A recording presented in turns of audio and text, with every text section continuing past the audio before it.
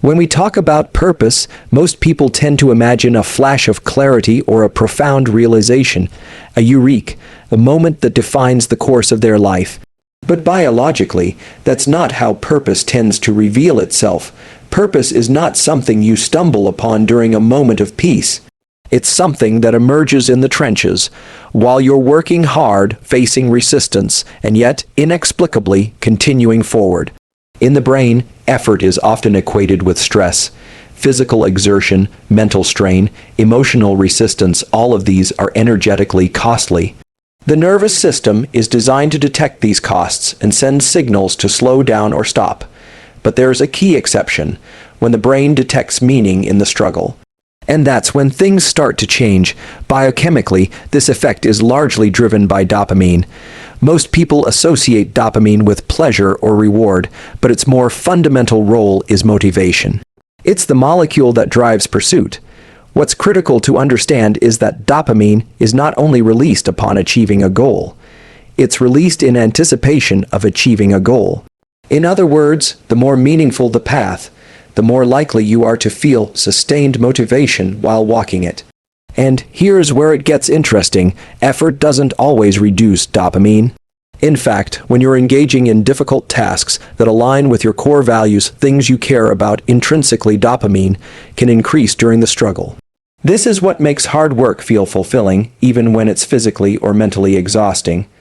There's a term in psychology called effort justification.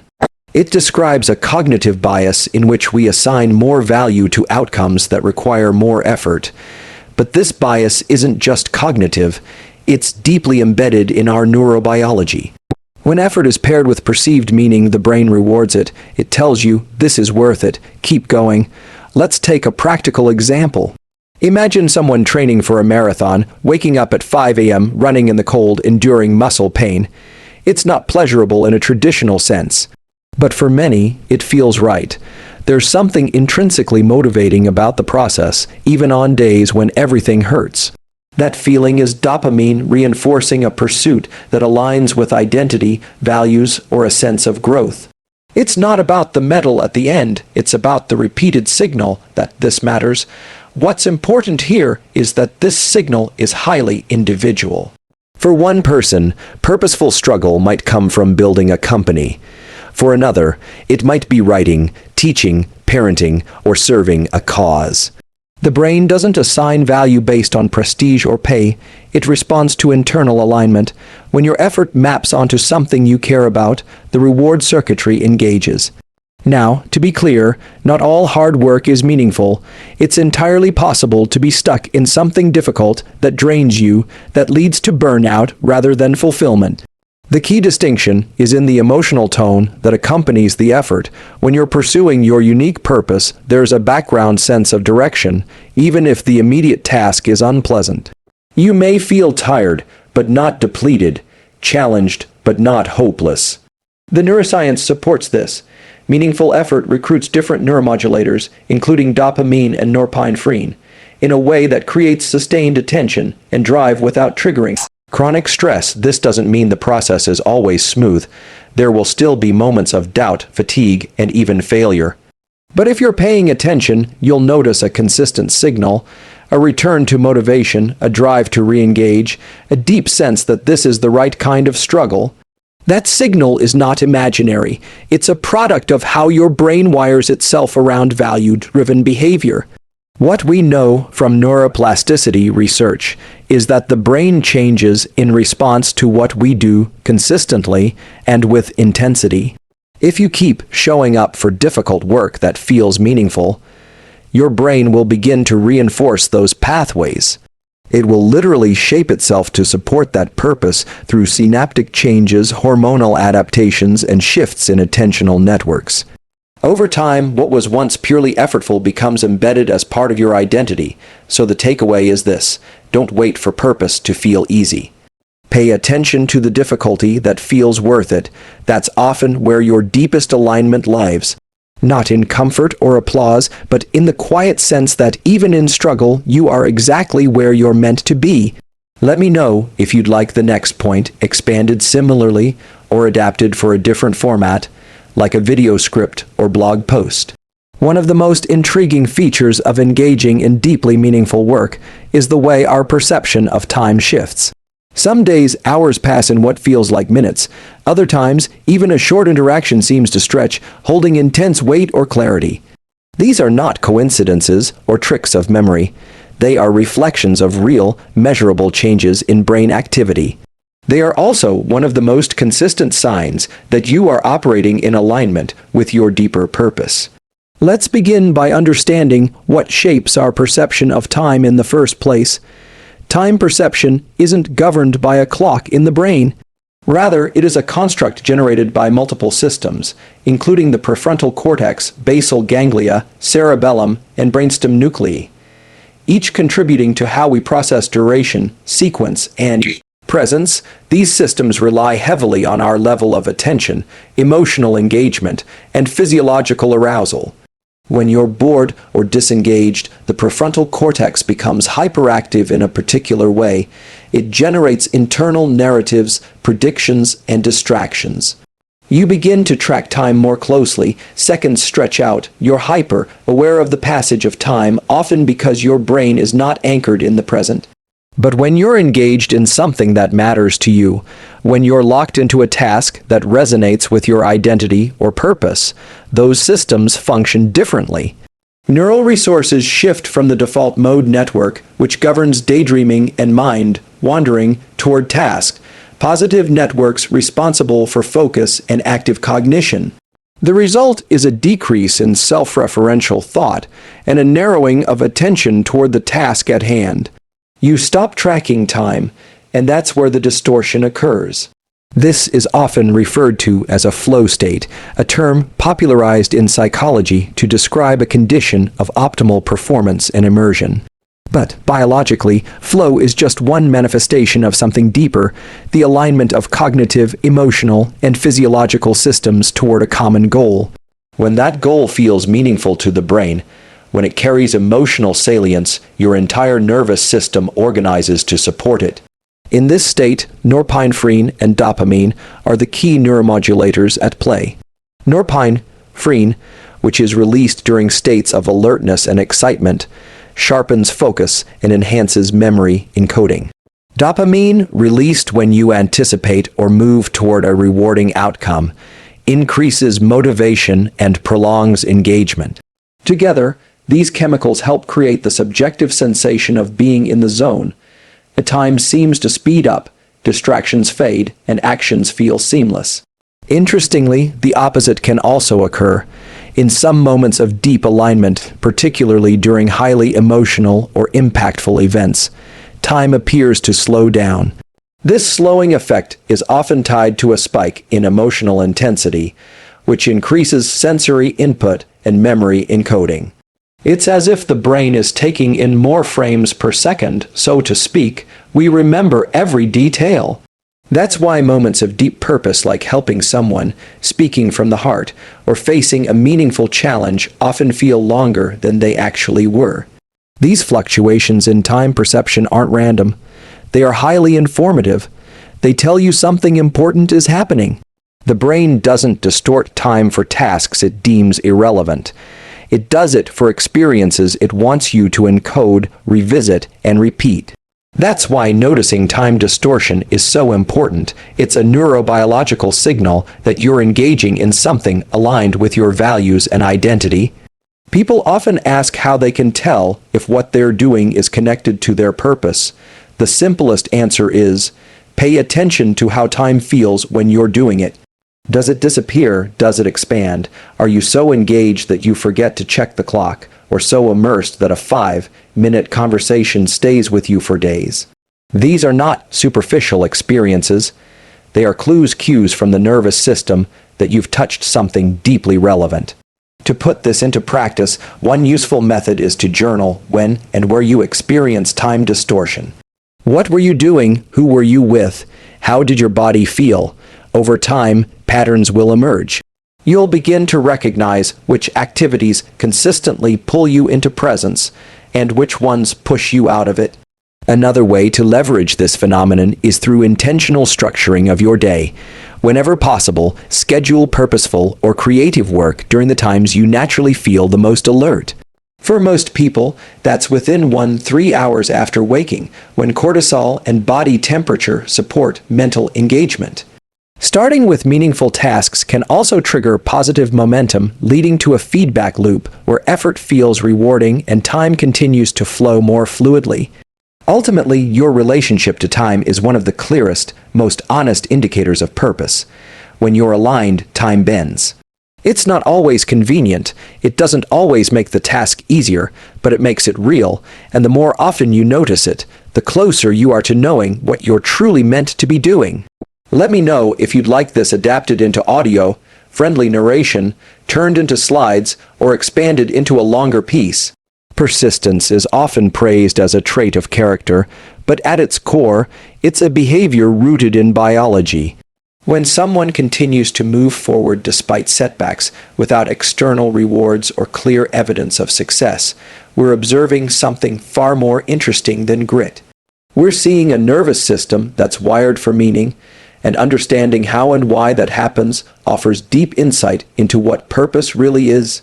When we face failure, whether it's a missed goal, rejection, or repeated difficulty, the brain doesn't respond with neutrality.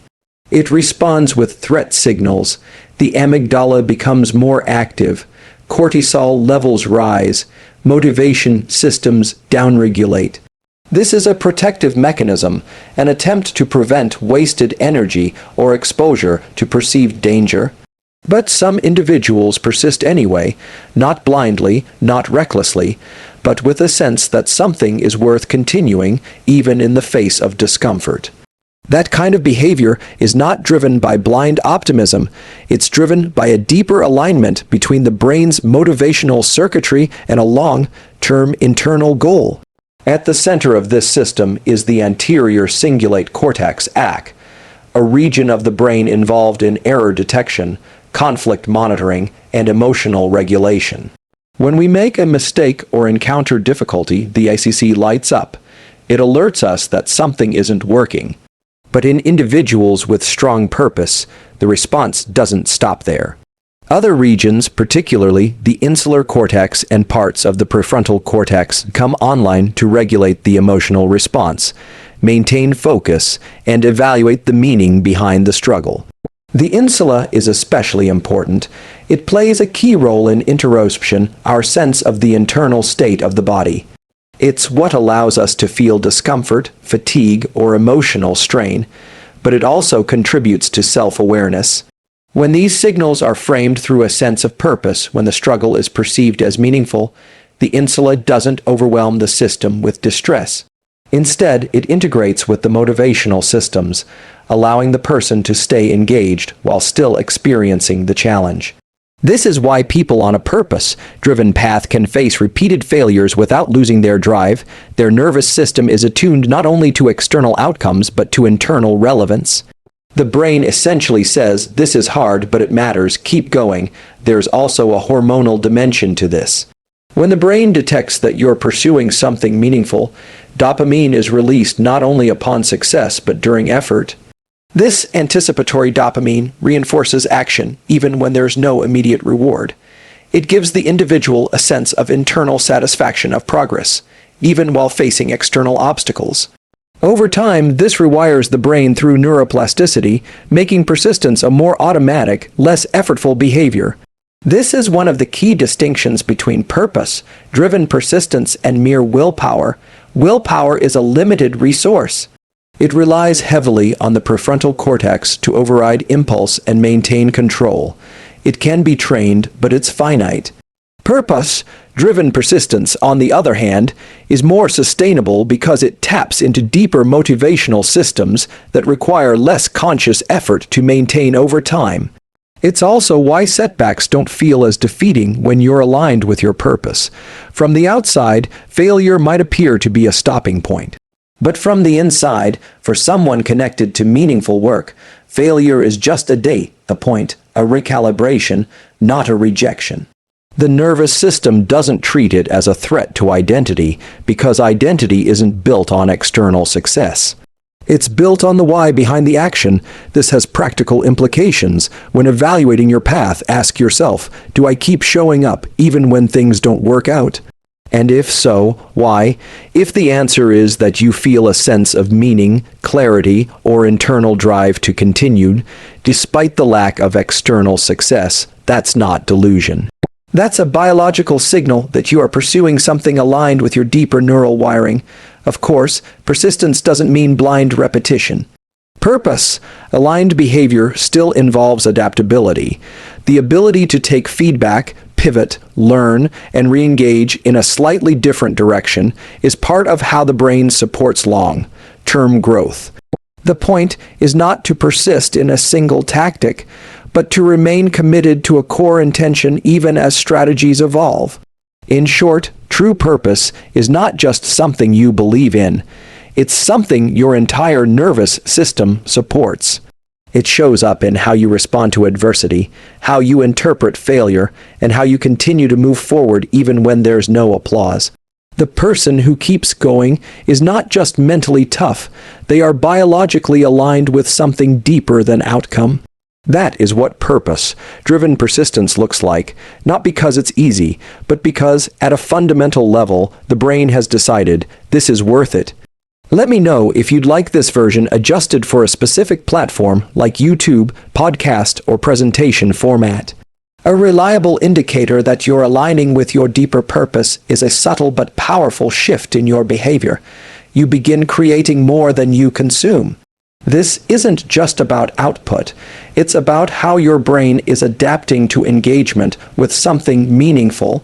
When you transition from passive intake to active generation, you're signaling that your nervous system is no longer just observing life, but participating in shaping it. That shift has clear neurological underpinnings and long-term implications for your sense of identity, fulfillment, and cognitive health. The human brain is wired for efficiency. It will default to low, energy, high, reward activities unless a deeper driver is present. Consuming information, scrolling, watching, listening provides quick bursts of dopamine with minimal effort. It's a short feedback loop. See something interesting, get a little reward, repeat. There's nothing inherently wrong with this. In fact, consuming can be educational, stimulating, and even necessary for rest and recovery. But it becomes a problem when it's the default mode when we stay in passive states, because creating feels too risky or draining. The shift from consuming to creating typically happens when the brain detects internal relevance.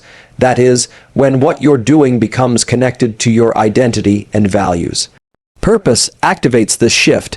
It reorients the brain's reward systems away from external entertainment and toward generative behavior. This shift is not a motivational trick. It's a structural change in how the brain allocates attention and effort. At a neurological level, this coherence involves multiple systems functioning in synchrony. The prefrontal cortex, which governs planning and decision-making, works more effectively when it's anchored in a clear internal goal. The limbic system, particularly the amygdala and ventral striatum, downregulates fear and upregulates reward response when actions match personal values. And the autonomic nervous system, responsible for regulating heart rate, breathing, and vocal tone, becomes more stable. This stability is important because it impacts how others perceive you. A calm, modulated voice, relaxed facial muscles, and regulated breathing patterns are all signs of nervous system equilibrium. People may not consciously know why they trust someone, but biologically, they're reading signals of coherence. When your internal systems are aligned, your physiology broadcasts signals of credibility and safety. You don't have to convince people you're on the right path, they feel it. Over time, this leads to a subtle but profound shift in relationships. You may start hearing things like, "There's something different about you," or "I always feel clearer after we talk." These aren't compliments, they're biological feedback. They indicate that your presence is triggering regulatory responses in other people's nervous systems. That's what happens when someone is grounded in their purpose. They become stabilizing forces in social environments. There's also a psychological aspect to this. Humans are drawn to people who are fully engaged in something bigger than themselves. When you're acting from purpose, you tend to speak with more clarity, less hesitation, and more emotional resonance. You stop filtering everything through social approval and begin expressing yourself based on internal conviction. That shift is magnetic, not in a performative sense, but in an energetic one. People are drawn to congruence because it signals reliability. This doesn't mean you'll be universally liked. In fact, sometimes alignment comes with friction. When you become clearer on what you're here to do, you may outgrow certain dynamics. People who are comfortable with a previous version of you might feel challenged by the change. That's part of the process. Your nervous system is evolving toward truth, and that truth won't always match the patterns others have come to expect from you. But on the other side of that disruption, you start attracting different types of interactions, deeper conversations, more aligned collaborators, opportunities that feel organic rather than forced. This isn't luck, it's neurobiology in action. Your clarity changes your behavior changes how others respond to you. That response reinforces your identity, and the loop continues. In social neuroscience, this phenomenon is known as interpersonal synchrony. It refers to the natural alignment of behavior, speech, and emotion between people who feel connected. When someone is aligned with their purpose, they tend to create synchrony more easily. Their nervous system acts as a tuning fork, helping others attune to the same frequency, whether that's calm, focus, energy, or inspiration. One of the most powerful things about this process is that it's self-reinforcing. When people reflect your alignment back to you, it helps validate that you're on the right path. Not because you need approval, but because human beings are wired for relational feedback. We evolve and grow in connection. Purpose may begin as an internal experience, but it becomes real when it's mirrored and supported by others. So if you're wondering whether you're truly living in alignment with your purpose, pay close attention to the quality of your relationships. Not just who is around you, but how they respond to you. Do people lean in when you speak? Do they ask you how you got where you are? Do they leave conversations with more clarity or energy than they started with? These aren't random events. They're evidence that your nervous system is functioning in coherence and that others can feel it. You don't need everyone to understand your path. But if more and more people begin to sense that something in you is grounded, focused, and real, that's a biological signal. You're not just chasing meaning, you're living it, and others can tell. Let me know if you'd like all 5 pieces formatted into a cohesive guide, audio script, or presentation. One of the most accurate indicators that you've found something aligned with your unique purpose is how your body and mind respond to effort. In most areas of life, effort is draining. It depletes energy reserves, taxes willpower, and increases stress. But when you're engaged in purpose-driven work, something interesting happens. Even when it's difficult, sometimes especially when it's difficult, you feel more energized, not less. That isn't a motivational slogan. It's a function of neurobiology. To understand why, we need to look at how the brain evaluates effort. Under normal conditions, effort is regulated by a cost-benefit analysis system within the brain's basal ganglia and prefrontal cortex. The brain is constantly asking, is this worth it? It measures this by comparing the anticipated reward with the energy required. If the perceived effort outweighs the reward, motivation drops. That's why people procrastinate on tasks that feel meaningless, even if they're easy. But when a task is tied to something personally meaningful, the equation changes. The subjective value of the reward increases dramatically. In these moments, dopamine, the neurotransmitter responsible for motivation and goal-directed behavior, is released not only when the reward is achieved, but during the process itself. This creates what researchers call dopaminergic ramping, a gradual buildup of dopamine as you make progress toward a meaningful goal. That ramping effect is key. It sustains energy, sharpens focus, and makes hard work feel not only bearable, but invigorating. Crucially, this dopamine-driven system is highly sensitive to internal relevance. It doesn't activate strongly for rewards that are imposed from outside like social status, money, or approval, unless those rewards are connected to something deeply personal. But when you're acting from an internal compass, your motivational circuits become more efficient. The work may be physically demanding or mentally taxing, but your system doesn't interpret it as a threat. It interprets it as necessary. This is where energy and purpose become linked. From a physiological standpoint, energy isn't just about sleep, food, or rest. It's also about how your brain evaluates effort. When effort feels aligned with purpose, the autonomic nervous system shifts toward what's known as a parasympathetic-sympathetic blend. You stay alert, but not overwhelmed, focused, but not tense. This balance allows you to access what researchers call optimal performance states. You're working hard, but you're not burning out. That's because your system is fueling the work, not resisting it. It's also why people on purpose-driven paths often report a paradoxical experience. The more they work on what matters to them, the more energy they have. This isn't limitless energy. It's regulated, sustainable energy. You still need rest, but your baseline motivation remains high. That's because you're not constantly fighting internal resistance. You're not asking yourself, why am I doing this, every hour. Your nervous system already knows the answer. There's also a resilience benefit. When you encounter setbacks, and you will, the presence of purpose buffers the emotional impact. Studies in neuropsychology show that when people view difficulty through the lens of meaning, stress has less corrosive effects on the body. Cortisol spikes are shorter. Heart rate variability stays more stable. Immune function remains more robust. In simple terms, your body handles hard work better when it believes the work matters. This has important implications for how we think about motivation. Most people try to manage energy by manipulating external conditions, taking breaks, optimizing schedules, drinking caffeine. Those are useful, but they're surface-level strategies. Long-term energy comes from alignment. When the nervous system sees the work as purposeful, it generates energy from within. That's sustainable, that's adaptive. It also changes how we approach rest. When you're working from a place of purpose, rest is no longer about escaping your work. It's about recovering so you can return to it.